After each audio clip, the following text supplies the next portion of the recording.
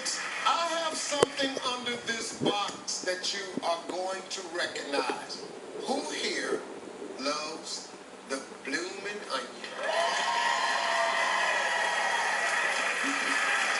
Folks, the bloomin' onion is approaching $1 billion in sales.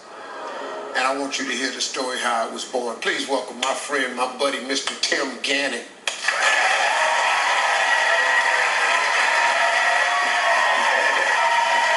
Tim. How are you, Steve? How you feeling, man? Good. Long time. Man, good. Sit down. Thank you. Welcome to the show. Thank you so much, Steve. Now, this right here, how did you come up with the bloomin' onion? What's the story behind it? Well, you know I'm a chef, and I love food, and I love flavor, and I saw the original design of this in a small restaurant in New Orleans. When I saw the first one, I said, wow, this is going to be special. So we added the spices into this, created this sauce, and boom.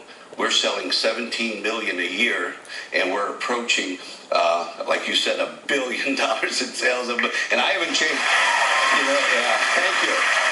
Tim, now you came from some really humble beginnings. I did. My mother raised 6 children by herself, and I was a newspaper boy, and I parked cars at night and put my own shirts on my back. Yeah. Now something happened to you at 16 that kind of put this little burning fire in. One of my friends in my algebra class, Phil Heatley, said, you want to come to my father's polo ranch? He brought me out there, and I said, this is a beautiful sport. It's exhilarating. And I asked him, I said, how do you get to play polo? He said, well, you need a lot of money. And I said, well, how do you get a lot of money? And he said, well, you can marry somebody wealthy. And I asked him, I said, well, do you know anybody? So I said, what's number 2?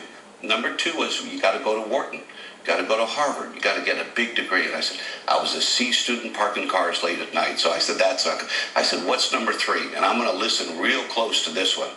He said, you got to bring something to the marketplace. And he said, like Velcro. Remember the guy, the Swiss engineer that pulled the sand spurs off his dog and created Velcro? I said, okay. I always remembered that. And when I saw that, I said, that's my Velcro. How old were you when you finally were able to play polo? I struggled really hard, and at 41, I finally got to play polo. It's like, it's like having the woman of your dreams, and you finally meet her, and you've just been waiting for that day. And when I started playing polo, I went for it. Tell me what happened to you playing polo in 10 years. You started playing at 41. At 41. By 50, I won 5 United States Open, and I was ranked number 1 in the world in 1999, and just was inducted into the Polo Hall-a-Famer.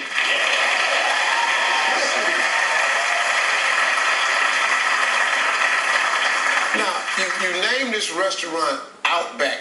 Had you been to Australia? Never been to Australia. One of my partners had been to the movie Crocodile Dundee, and we're all sitting around on a Sunday night, and he said, hey, keep talking about this place called the Outback.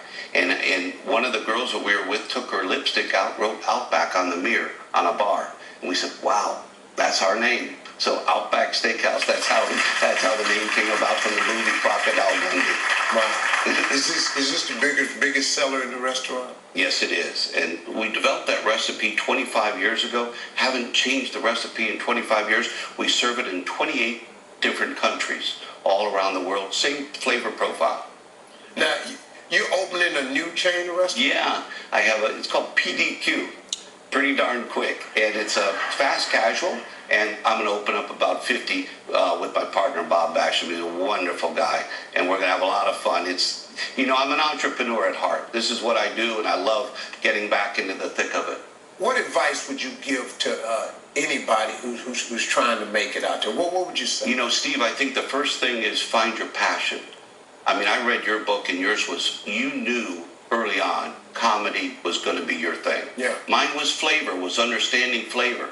But you got to find partners to support that. It really, at the end of the day, and I think you agree with this, it's about team. It's putting a team together with people that have different skill sets than you have, so that they don't cross over and they don't compete. And they are with you as a team. They support you. And I got Chris Sullivan, Bob Basham, that we're my team. And we're still together, and I love them to death.